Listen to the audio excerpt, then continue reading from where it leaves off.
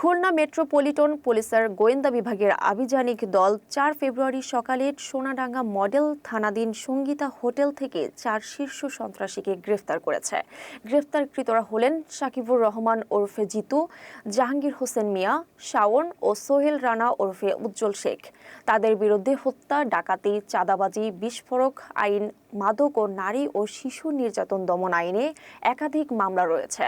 সাকিবুর রহমানের বিরুদ্ধে ১৪টি মামলা, জাহাঙ্গীরের বিরুদ্ধে 10টি মামলা, শাওনের বিরুদ্ধে 6টি মামলা এবং সোহেলের বিরুদ্ধে 9টি মামলা রয়েছে। তাদের বিরুদ্ধে আইনানুগ ব্যবস্থা নেওয়া হচ্ছে।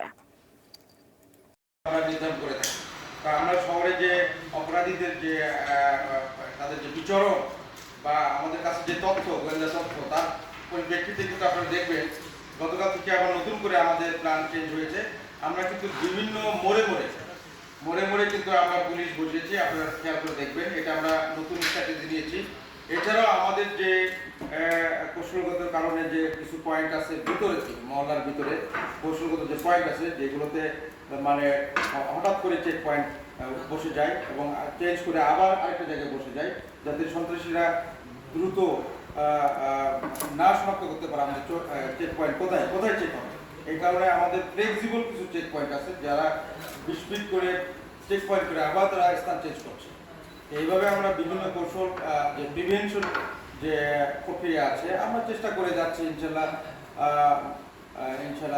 আমরা সফল কামনা করি।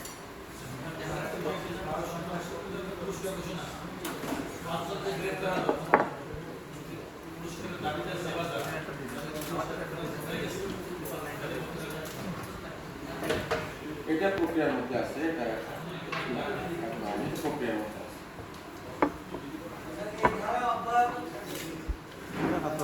ডেফিনেটলি, কারণ আমরা তো বাংলাদেশের মানুষ, আমরা সবাই শান্তি চাই, নিরাপত্তা চাই, ভালোভাবে মানে মানুষের যে আকাঙ্ক্ষা, আমাদেরও আকাঙ্ক্ষা যে সুন্দর নিরাপদে আমরা সবাই যাতে বসবাস করতে পারি। এবং আমরা কেএমপি আমরা যে অঙ্গীকার এবং আমাদের এখানে যে প্রত্যয় যে আমরা খুলনা শহরে কোনো অপরাধ করতে, আমরা ক্রাইম প্রিভেনশন থেকে শুরু করে ডিটেকশন, আমরা যে ক্ষেত্রে আমাদের কার্যক্রম করতে হয় সব কিছুই শতভাগ করার চেষ্টা করব এবং খুলনা শহরকে নিরাপদ